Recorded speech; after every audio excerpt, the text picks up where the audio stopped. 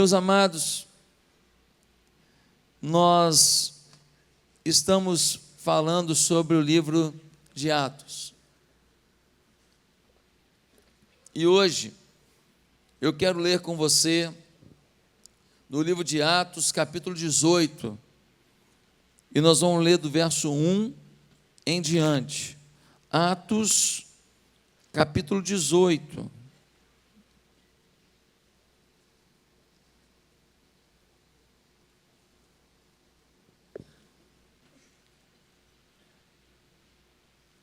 Nós vamos ler do 1 em diante.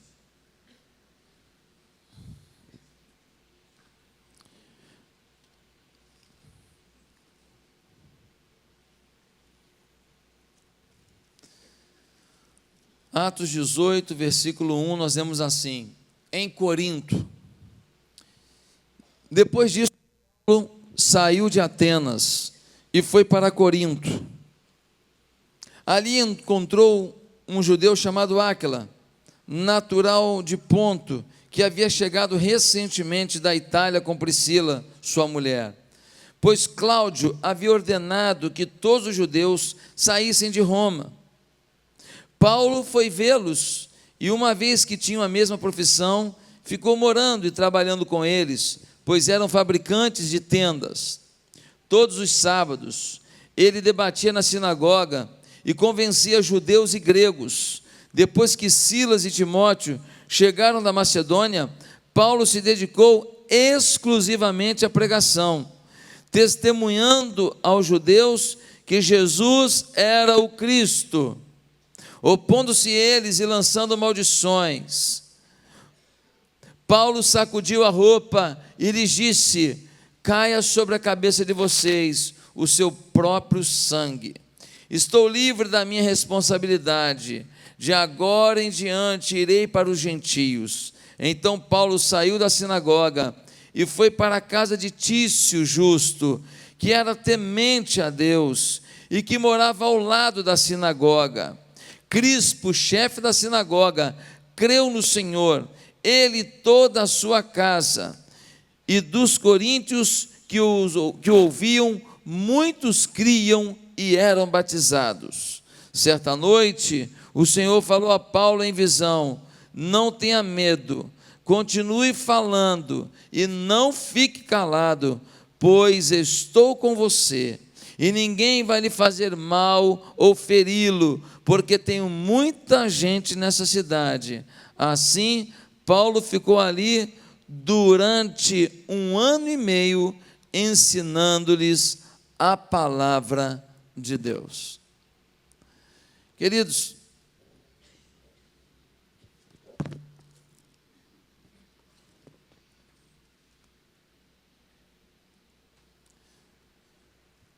Paulo está agora na cidade de Corinto, e é muito importante que a gente entenda qual é o contexto dessa cidade. Corinto era uma importante cidade, um grande centro comercial, por estar pouco mais de 2 quilômetros do estreito Istmo, que unia o norte ao sul da Grécia. Essa cidade foi construída por Júlio César em 46 a.C., 100 anos após a sua destruição pelos romanos, em função de uma tentativa de rebelião contra os romanos. A sua marca, e até hoje está lá, é uma acrópole, a Acrocorinto. É uma montanha de 600 metros, que no topo dela havia um templo à deusa Afrodite, deusa da beleza e do amor. Neste templo de Afrodite existiam centenas e centenas de prostitutas cultuais. Os homens chegavam àquela cidade,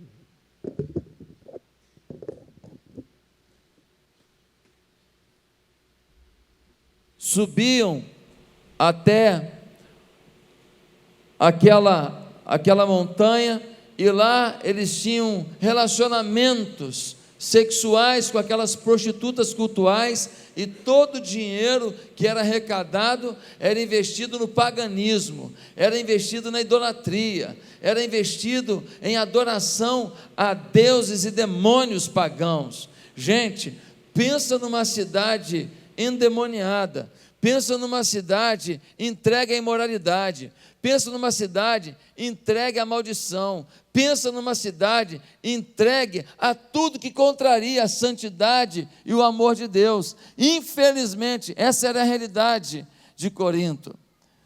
Mas no texto que a gente acabou de ler, o que aconteceu? O que aconteceu é que Paulo chega a essa cidade, ele encontra com um casal chamado Áquila e Priscila.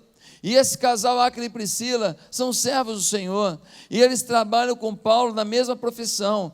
Paulo fazia tendas, vendia tendas para se sustentar, e eles trabalhavam juntos. E também chega um tempo depois, Silas e Timóteo, e eles chegam àquela cidade, para poder mudar a história dessa cidade. Deixa eu te falar, existia um verbo grego, korintizomai, sabe o que queria dizer isso? Significava dizer assim, corintiar. Corintiar significa se perverter. Corintiar significa se entregar à imoralidade. Olha pelo que essa cidade era conhecida. Ela era conhecida pelo mal, ela era conhecida pela escassez de ética, pela escassez de autoridade, pela escassez de hombridade, pela escassez de beleza nas atitudes. E chega Paulo, chega Áquila, Priscila, Silas, Timóteo, e Paulo trabalha fazendo tendas e pregando o evangelho, e todo sábado ele vai para a sinagoga, e ele prega na sinagoga, e começa a se converter um monte de gente, e se converte também Crispo, que é o líder da sinagoga, mas muitos judeus não gostaram disso, ficaram bem chateados, porque Paulo começa a mudar os caminhos que eles estavam acostumados, falando que existia um Cristo, que o Messias já havia pisado no mundo, e o nome dele era Jesus Cristo de Nazaré. Ele então começa agora a pregar, não mais para os judeus da sinagoga, porque sua missão ali já estava completa, e ele começa agora a pregar para o restante da cidade, e gente, ele fica 1 ano e meio fazendo isso, só que agora não mais fazendo tendas, porque quando Timóteo e Silas chegam na cidade, eles dizem, Paulo, a gente faz tenda por você, a gente consegue bancar você, fique tempo integral pregando o evangelho. Olha só a resposta de Deus, uma cidade imoral, uma cidade pagã, mas Deus coloca o maior apóstolo que esse mundo já viu, coloca esse camarada em tempo integral nessa cidade, para mudar a história da cidade.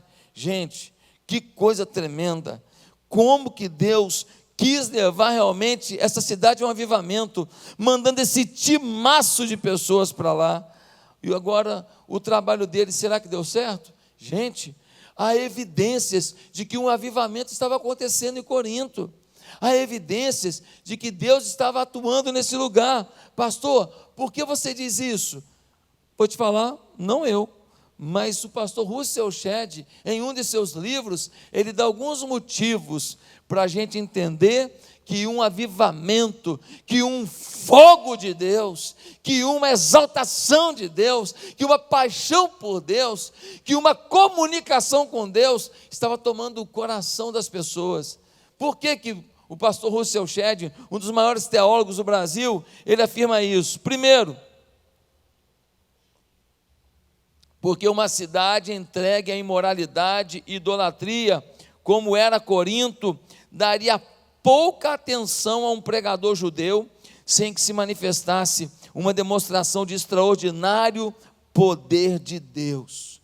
Pastor Russell Shedd diz, olha, ninguém ouviu um pregador judeu, a não ser que ao ter contato com ele, as pessoas sentissem o poder de Deus, a glória de Deus, a não ser que ao olhar para eles, percebessem algo diferente, a não ser que ao ver a oração deles, sentissem o Espírito de Deus descendo sobre a terra.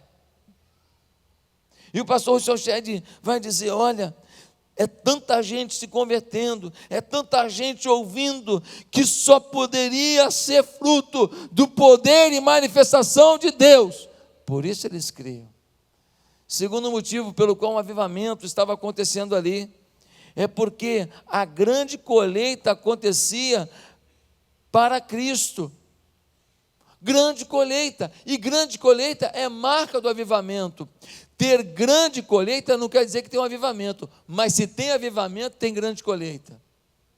Ter grande colheita não quer dizer avivamento, porque alguém pode manipular, alguém pode fazer um apelo meio mais ou menos, levando as pessoas a ter uma sensação gostosa, mas se tem avivamento, tem conversão, e o texto diz que havia muitas conversões. O texto não diz que era sensacionalismo, o texto não diz que era emoção de momento, o texto diz que muitos judeus começaram a crer. Isso era uma marca de avivamento. Se buscarmos o avivamento, nossos amigos, nossos vizinhos, nossos parentes vão se converter, eu não tenho dúvida disso, porque quando o avivamento chega, a gente não precisa nem convidar para vir para a igreja, eles pedem para vir.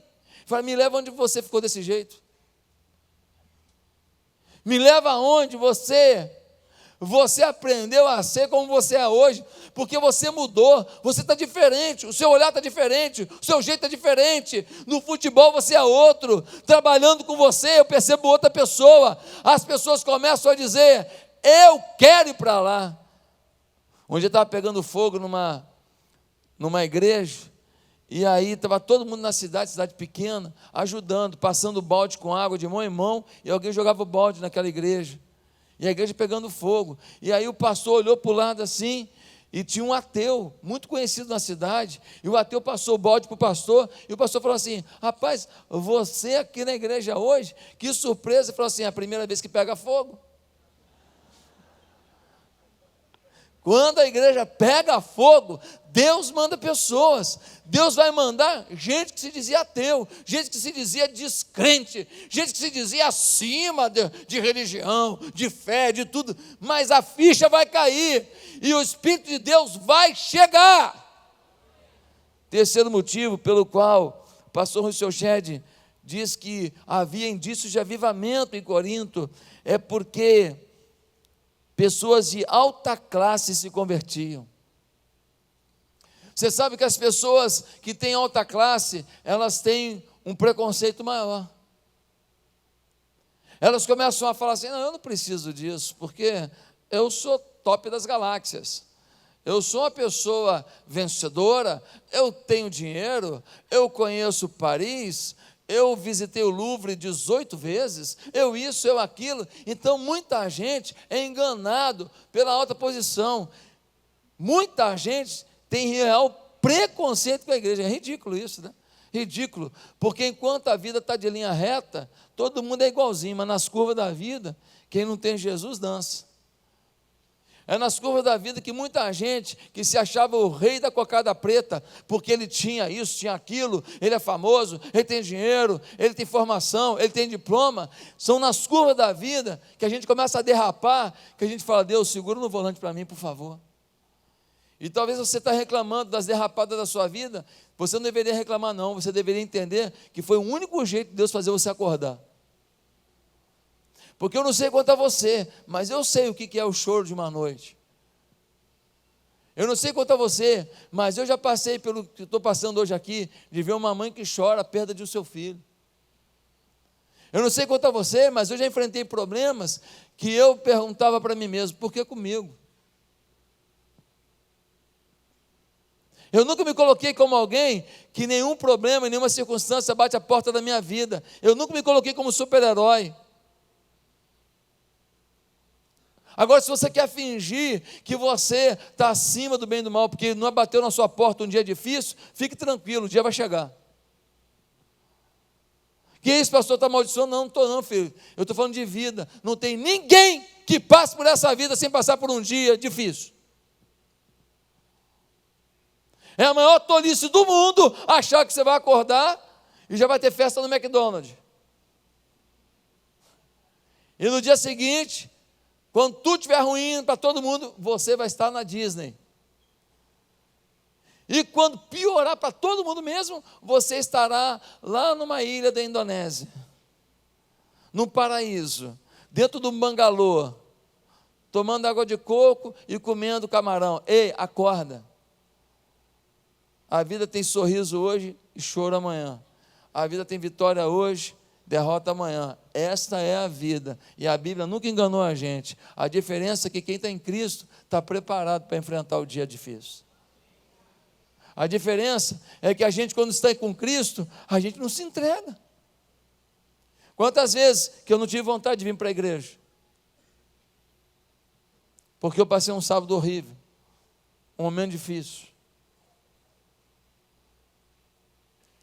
Mas o Espírito Santo falava comigo: quem te chamou, eu ou a circunstância? Eu botava meu joelho no chão e dizia: meu Pai, aquele povo que está lá, que confia no seu pastor, não vai deixar de receber o teu recado, porque eu estou num dia difícil, porque eu estou cansado, porque eu estou moído, porque eu não consegui dormir, porque eu passei uma noite em sono sem dormir com uma família numa situação difícil e dolorida. Não, aquele povo não vai deixar de receber a bênção. E eu vinha para cá dizendo: Senhor, me dá uma palavra. E Deus dava, porque Deus é generoso quando a gente reconhece que o nosso chamado é maior que a nossa circunstância. Quem entende isso, diga: eu entendo. Quem quer viver isso, diga: eu preciso. Meus amados irmãos, em quarto lugar, havia um avivamento na cidade de Corinto. Sabe por quê? Porque Paulo afirma que os coríntios foram enriquecidos em tudo. 1 Coríntios capítulo 1 vai dizer: e eles eram enriquecidos de tudo, ou seja, não faltava dom nenhum naquela igreja.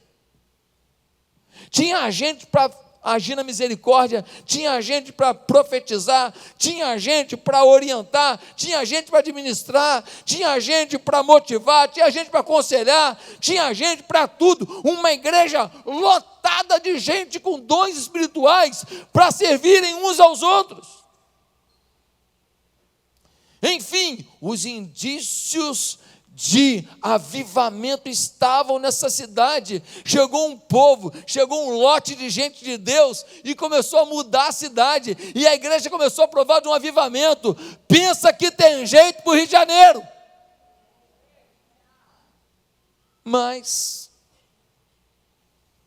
essa igreja não se tornou verdadeiramente uma igreja avivada ao longo da história. Daí o tema da mensagem de hoje, pode jogar na tela: não deixe seu avivamento ser roubado. Deus quer que você seja dominado por Ele. Deus quer que você seja inflamado por Ele.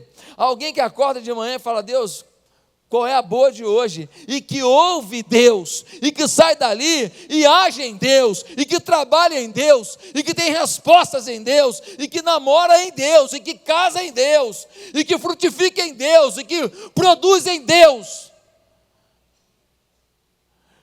Gente que está comendo uma linguicinha com arroz e farofa, e está ali curtindo aquela coisa gostosa, e está pensando: meu Deus me provê, meu Deus me supre. Gente que está conectada, quem está entendendo? Só que o diabo quer roubar isso, que se você viver isso, já era, ninguém te segura. Se você viver isso, você vai entrar numa escola municipal e vai sair numa catedral.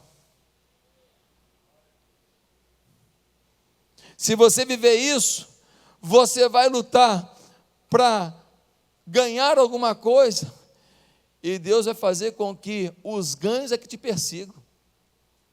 Se você viver isso, os seus valores mudam e as suas conquistas são multiplicadas. Por quê? Porque na verdade, quando você ganha, quando você vence, quando você empreende, o seu interesse não é mais simplesmente suprir um desejo pessoal, passa a ser viver para a glória desse Deus. Ou seja, você é agente dele, e se você é agente dele, ele pode confiar muito mais.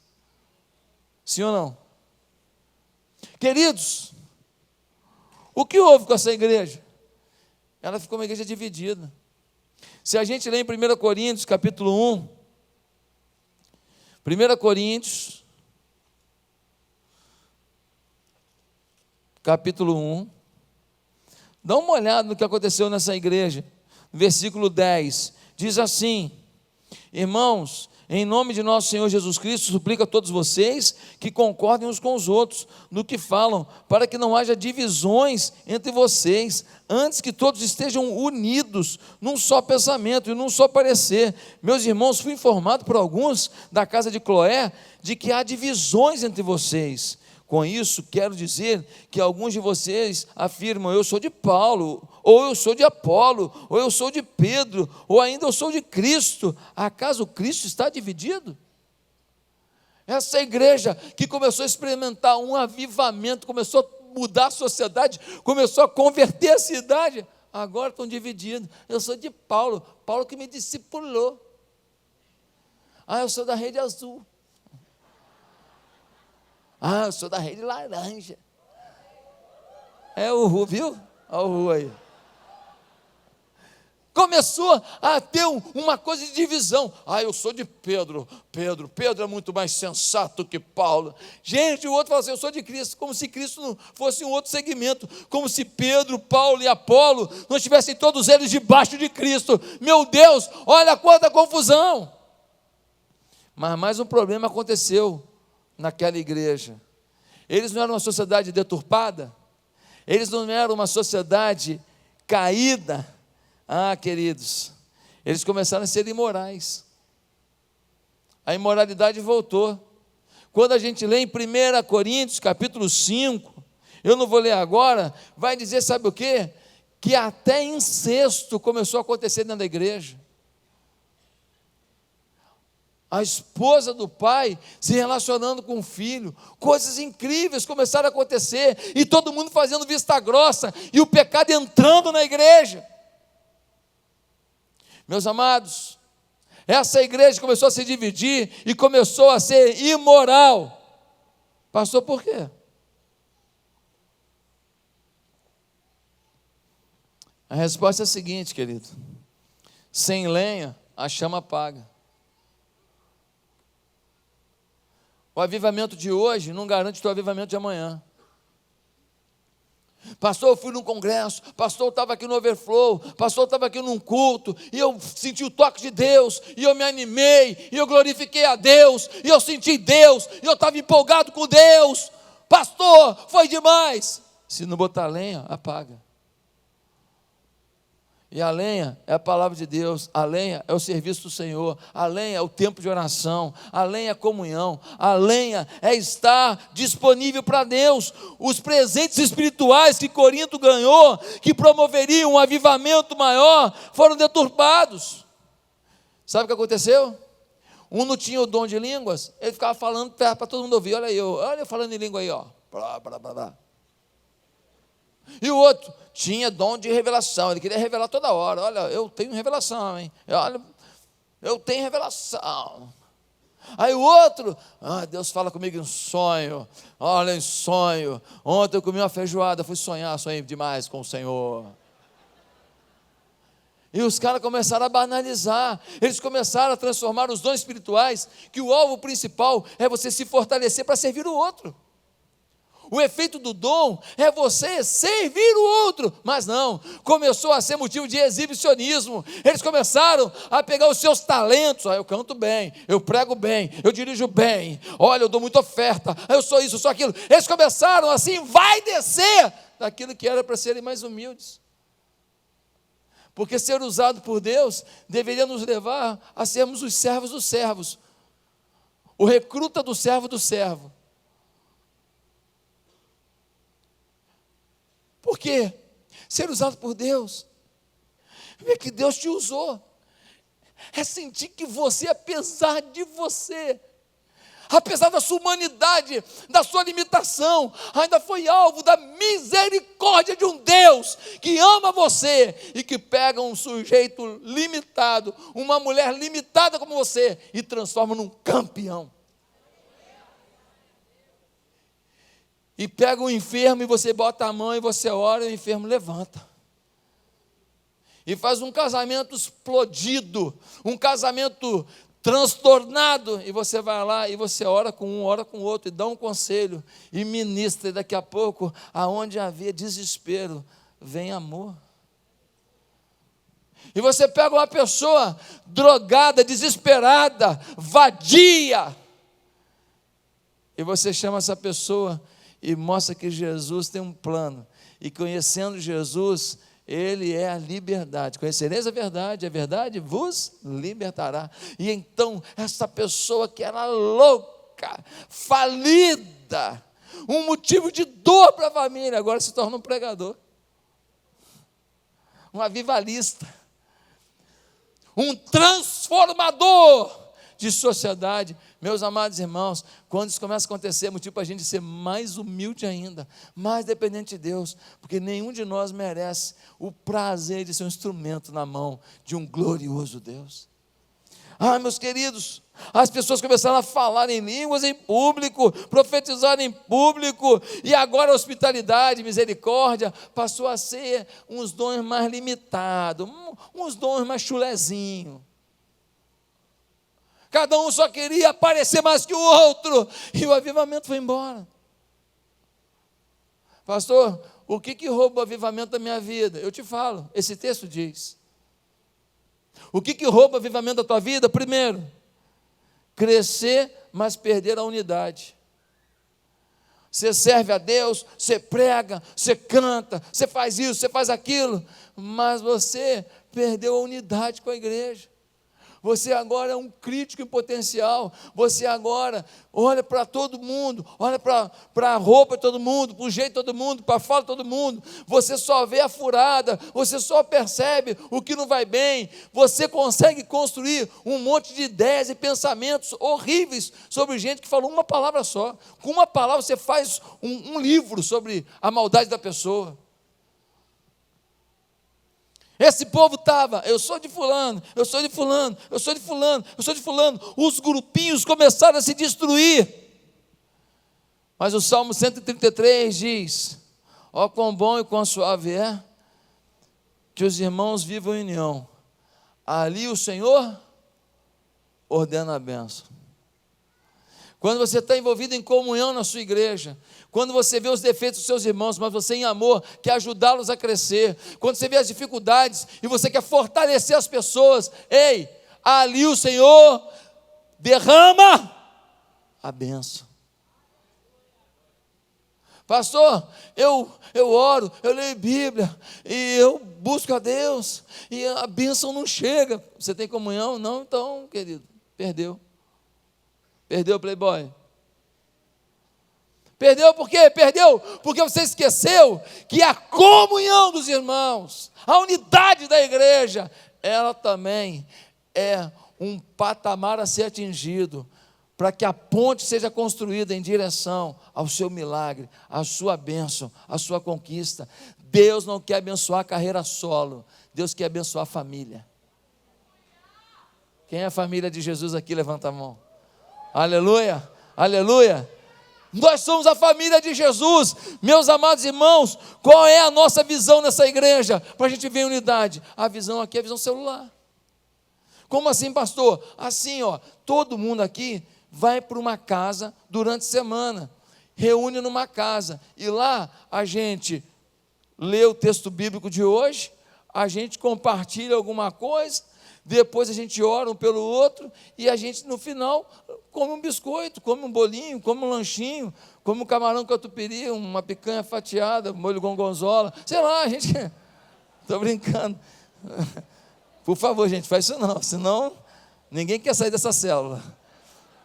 Gente, no final a gente lancha junto, é isso, são os irmãos reproduzindo o que acontecia no Novo Testamento, quando todos os dias a igreja se reunia, eles trabalhavam, acordava 4 horas da manhã, ia para a batalha, trabalhava, porque lá é muito sol, muito calor, então pegava a madrugada, e toma ele trabalhar, quando chegava 2 horas da tarde, ninguém aguentava mais ficar naquele sol não, aí eles iam, descansavam e tal, e depois eles se reuniam nas casas, buscando a Deus, buscando comunhão, partindo o pão. Gente, Deus definiu que a visão dele para a igreja é através das células.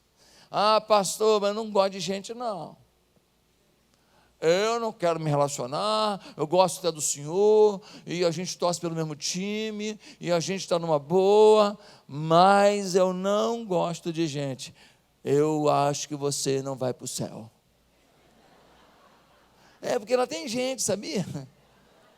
Tem gente remida, lavada no sangue de Jesus. Você foi remido, lavado no sangue de Jesus? Então agora você é meu irmão em Cristo. Você quer me evitar?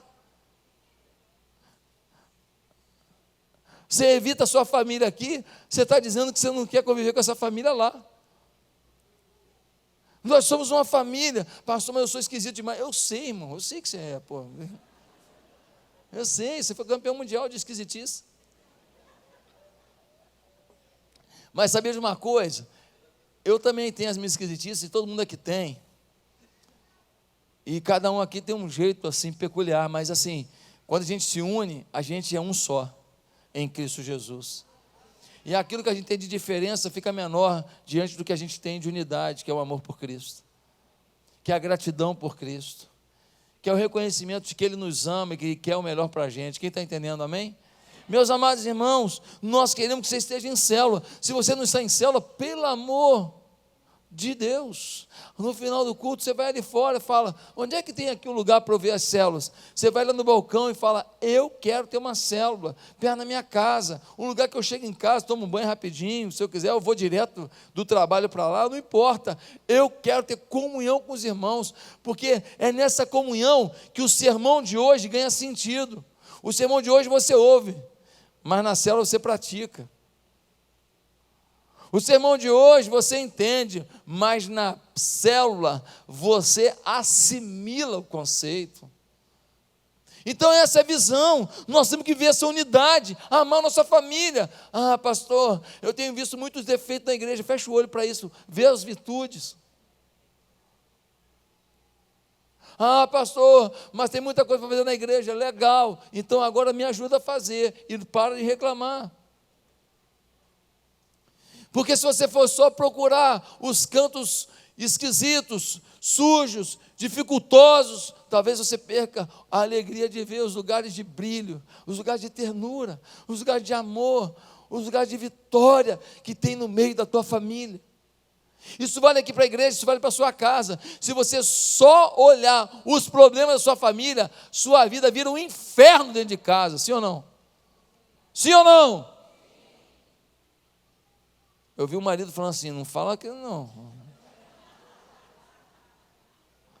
Queridos, primeiro lugar, crescer, mas perder a unidade, rouba o seu avivamento. Segundo, progredir no uso dos dons e realizações, mas se tornar carnal. Eles começaram a usar os dons, e fala em língua, e profetiza, e declara, e dom disso, e dom daquilo, só gente, que em 1 Coríntios, capítulo 3, versículo 1 a 3, olha o que Paulo fala dessa igreja. Irmãos, não lhes pude falar como a espirituais, mas como a carnais, como a crianças em Cristo, dei-lhes leite, não alimento sólido, pois vocês não estavam em condições de recebê-lo. De fato, vocês ainda não estão em condições, porque ainda são carnais, porque visto que a inveja e divisão entre vocês não estão sendo carnais e agindo como mundanos. Paulo falou, Deus queria falar umas coisas para vocês, Deus queria ensinar umas coisas para vocês, Deus queria levar vocês para um novo patamar, Deus queria confiar empresas vitoriosas a vocês, Deus queria confiar posições estratégicas a vocês, mas vocês são carnais, vocês não estão preparados. Gente, há 3 tipos de pessoas na igreja: o incrédulo, o crente carnal e o crente espiritual. Pastor, pelo menos o crente carnal é melhor que o incrédulo. Não, o crente carnal é pior que o incrédulo. Sabe por quê? Porque ele tem jeito de crente, roupa de crente, Bíblia de crente, canta que nem crente. Ele frequenta lugar de crente, mas ele dá mau testemunho onde ele vai. Ele parece, mas não é. E ele diz para todo mundo que é, e quando ele não é, ele começa a ensinar para os outros que ninguém é, quando na verdade tem gente que é. Deixa eu te perguntar uma coisa, você é um crente carnal ou espiritual? Os seus olhos são espirituais ou carnais? Como você enxerga a vida? Ah, pastor, mas eu tenho umas tentações. Eu não estou falando disso porque você é homem, você é mulher, você está sujeito a um monte de intempéries e tentações do mundo. Eu não estou falando de ter lutas, não. Eu não estou falando de ter tentações, não. Eu estou falando do quanto você procura. Uma coisa é uma tentação, outra coisa é a gente viver debaixo do governo de uma tentação, a gente procurar a tentação. É a gente procurar fofoca, procurar mentira, procurar pornografia, procurar ver filme que não presta, procurar ler um monte de fofocaiada, de palhaçada na internet, coisa que não edifica. É procurar Big Brother para ver um bando de gente se travestindo de artista, na verdade sendo um mendigo por poder. Meus amados irmãos, quantos de nós temos sido carnais, e Deus querendo nos abençoar, querendo profetizar, declarar vitória, te encher de glória, e você diz, a minha vida não anda, do fulano andou. Olha, se o outro é carnal, não sei, mas eu sei que Deus quer abençoar, e frutificar, e glorificar o nome dEle, através de crente espiritual, de gente que leva a sério, de gente determinada, gente que não se encanta com o mundo. Mas tem um monte de gente na igreja que fala palavrão, sim ou não? É, pastor, tem esse problema aí.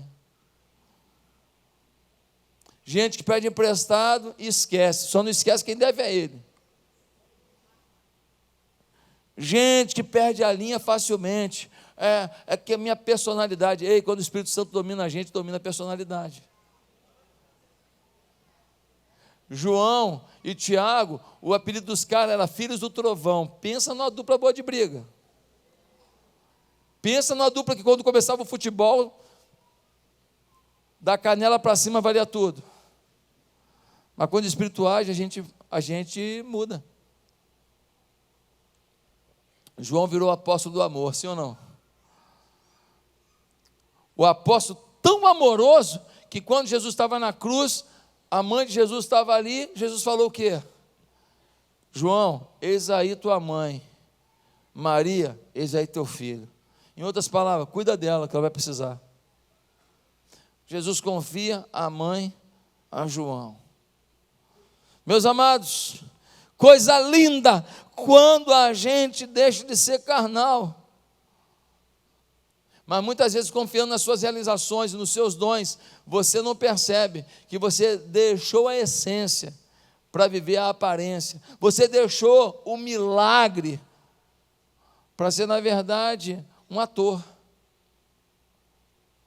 Ah, pastor, tem que ver eu cantando, eu louvando, eu louvo para caramba. Ah, quando eu louvo aquela igreja, o pastor faz uma careta assim, ó. É show de bola, todo mundo vê que eu estou lá no espaço, está no espaço sideral, só não está no céu, meu filho, no céu, porque Deus não está nem para a tua careta. Deus quer saber se no dia a dia você evidencia o amor dEle. Deus quer saber se tu ora pelo teu pastor. Deus quer saber se você se preocupa com o teu vizinho que está indo para o inferno, convive contigo, você nunca chamou ele para a igreja, você nunca levou ele numa célula. Deus quer saber o que você fala para essa moça que trabalha com você. Deus quer saber o que você fala quando está com seus amigos. É isso que Deus quer saber. Deus quer saber se quando você chega, a glória dele chegou, ou se quando você chega, um crente encardido, denunciador da nossa fraqueza chegou. Em terceiro lugar, sabe o que rouba o teu avivamento? Valorizar os dons e realizações e esquecer que a marca do cristão é o fruto do Espírito. A marca do cristão não é o dom. Ah, não, eu tenho o dom disso, eu tenho o dom daquilo. Deixa eu te falar, o dom é concessão do Espírito. Legal, bom demais. Mas o dom não quer dizer que você tem caráter. O fruto do Espírito é que diz se você é parecido com Jesus. Porque quais eram os dons de Jesus?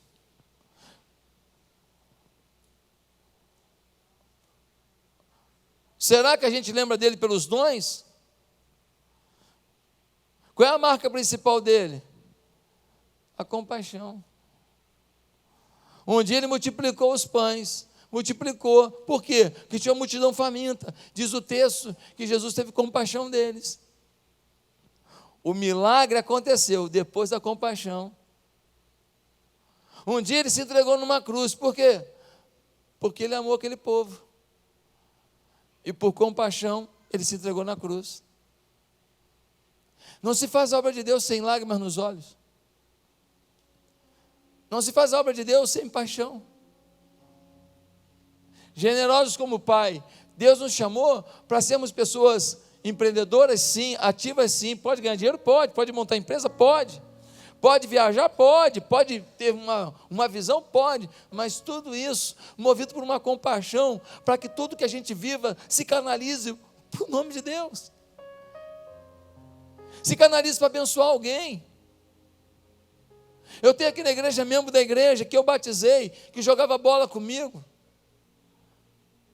Eu tenho um casal aqui que é o Marcelo e a Luciana. Eles eram bem religiosos, mas faltava uma experiência pessoal com Jesus. Eles frequentavam uma igreja, eram ativos ali, mas faltava. E eu jogava bola com ele. Ele era goleiro, meti muito gol nele, burdoada nele. Mas quando a gente sentava, eu falava que Jesus tinha um plano maior para a vida dele. Hoje, esse casal está aqui na igreja, é membro da igreja. Como é bom a gente jogar bola e trazer alguém para ser da nossa família. Como é bom ir para o salão e fazer a moça de lá vir para a nossa família de fé. Como é bom você chegar na sua vizinhança e aonde poderia ter tanto problema, de repente você virar a solução. Como é bom ser instrumento agregador. Como é bom ser instrumento de conquista. Como é bom pegar alguém e motivar e ver a pessoa sair das trevas para a luz, da sarjeta para o milagre. Como é bom! A vida é curta. E o que você tem preparado, para quem será? Eu fiz uma poupança. Eu tenho 10 imóveis. Eu tenho dinheiro fora do Brasil. Eu tenho dinheiro aqui. Eu fiz aquilo ali. Quanta coisa você se preparou para aposentadoria. Parabéns. E se Jesus voltar hoje, o que você fez por Ele?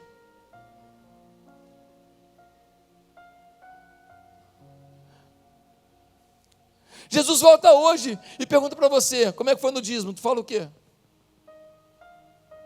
Jesus volta hoje e pergunta assim, como você foi no evangelismo? Tentando mudar a vida das pessoas para eles me amarem. Que você fala o quê? Jesus volta hoje e pergunta assim, vem cá, essa casa que eu te dei aí, ela foi uma agência do reino? Ela foi um templo do Espírito? Você fala o quê? Esse carro bonitinho que você tem, Jesus pergunta hoje, vem cá, esse carro, ele foi um BRT da fé? Ele foi um instrumento para a gente chegar até o reino, chegar até uma célula, para alguém ir até um hospital? Ei, o seu carro foi útil para o meu reino ou só para o seu deleite? O dinheiro que eu te dei, a profissão que eu te dei, o ambiente que você foi, o que eu lucrei com a tua vida, é isso que ele está te perguntando hoje.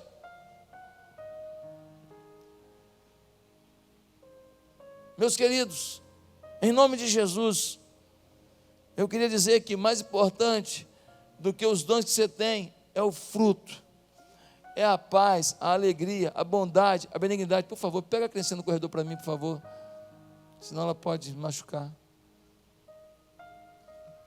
É a longanimidade, é o domínio próprio. Pastor, mas eu sempre fui pavio curto, eu sempre fui muito nervoso, eu sempre fui muito nervosa, sempre fui assim, sempre fui assado. Ei, se Jesus está em você, as pessoas querem ver Jesus em você, elas querem ver a mudança, porque isso vai mostrar que você é diferente. Mas em último lugar, sabe o que rouba da gente o nosso avivamento? Esquecer que não se vive de realizações, mas do desfrutar do poder do Espírito. O que define você não é o que você realiza, é o quanto o poder de Deus é visto em você. Olha o que vai dizer 1 Coríntios capítulo 4, versículo 20. Diz assim: pois o reino de Deus não consiste de palavras, mas de poder. Olha o que vai dizer 1 Coríntios 1, versículo 24, vai dizer assim: mas para os que foram chamados, tanto judeus como gregos, Cristo é o poder de Deus e a sabedoria de Deus. Olha, 1 Coríntios 2, versículo 4, onde nós lemos assim: minha mensagem e minha pregação não consistiram de palavras persuasivas, de sabedoria, mas consistiram de demonstração do poder do Espírito. 1 Coríntios 2, versículo 14, nós lemos assim: quem não tem o Espírito não aceita as coisas que vêm do Espírito, pois lhes são loucura, e não é capaz de entendê-las, porque elas não são discernidas espiritualmente. Mas quem é espiritual discerne todas as coisas, e ele mesmo por ninguém é discernido, pois quem conheceu a mente do Senhor para que possa instruí-lo? Nós, porém, temos a mente de Cristo. Irmão, você tem que ser tocha. Tocha. Está tudo escuro, chegou você, olha o tocha aí. A Bíblia diz assim: se você pegar uma lâmpada, botar embaixo da cama, ninguém vai ver, não vai iluminar nada, não serve. A Bíblia diz: olha, se você for sal e não der sabor, não serve para nada, joga fora. Agora tem um detalhe interessante: se a gente tiver muita visibilidade, luminosidade, mas a gente não tiver espiritualidade, a gente vai mostrar muita coisa ruim. A gente precisa ir para o quarto quadrante, muita luminosidade, visibilidade, as pessoas verem quem nós somos, mas nós temos que ter muita espiritualidade. E aí nesse gráfico cartesiano, nós estamos no último quadrante, grande visibilidade com grande espiritualidade. Aí o mundo saberá que Jesus Cristo ressuscitou dentre os mortos, que vive está, que faz milagre, que transforma e que abençoa. Meus amados, será que você está fugindo de um avivamento? Será que você está deixando alguma coisa roubar de você um grande avivamento, uma vida exponencial em Deus? Será que tem um namoro que é o problema da sua vida? Será que você tem um amigo que esse camarada é legal, mas ele é um empecilho na sua caminhada? Será que você tem um hábito, um costume, um hobby, uma mania? Talvez a sua mania seja ver série do Netflix, e você vê todo dia um capítulo da sua série predileta, mas você não lê 10 minutos de Bíblia. O ano começou, janeiro, fevereiro, março, você não leu um livro da Bíblia até hoje. Pastor, li sim, o livro de Filemon, uma página. Valeu, arrebentou. O ano está passando, 3 meses, quem que você ganhou para Jesus? Não? Pastor, mas não é tão fácil assim. Não é tão fácil, se não fizer nada vai ficar mais difícil ainda. Mas se você falar, eu sou a luz de Deus, meu irmão, você vai começar a querer iluminar, e você vai começar a colocar azeite na tua lâmpada, e você vai começar a ganhar força, e você vai começar a ter experiências, e quando você começa a ter experiência com Deus, você não para mais. Libera a palavra profética sobre a tua vida hoje. Olha para você e fala, o que foi, foi, é um novo tempo. Aonde eu errei, o sangue de Jesus é o Ajax da fé. Não tem Ajax? Removedor Ajax. O sangue de Jesus nos purifica de todo pecado. Limpo, limpo, limpo. é o sangue de Jesus. Ei, hoje é o dia de você se olhar como um conquistador de Deus. Basta você hoje dizer: Deus, eu vou levar a santidade a sério, eu vou ler Bíblia todo dia, eu vou orar, eu vou ter comunhão com meus irmãos, eu vou para a célula. Agora faz na minha vida o que o Senhor puder, porque sozinho não dá. E Deus sabe que não dá. Deus sabe que não dá. Mas hoje aqui, nós não vamos deixar o nosso avivamento ser roubado. Ei, gente, já imaginou se cada um de nós fosse um tocha mesmo? Uma lâmpada? Um trabalha lá na loja de carro, o outro trabalha numa loja de roupa do Barra Shopping, o outro é cabeleireiro, o outro é um empresário, e todo mundo chegando nas suas empresas, nos seus lugares de estudo, de trabalho. O outro faz faculdade, o outro faz um curso técnico, e a gente chega lá, e quando a gente chegasse lá, o nosso rosto brilhasse, e todo mundo olhasse para a gente e falasse: olha os tocha aí.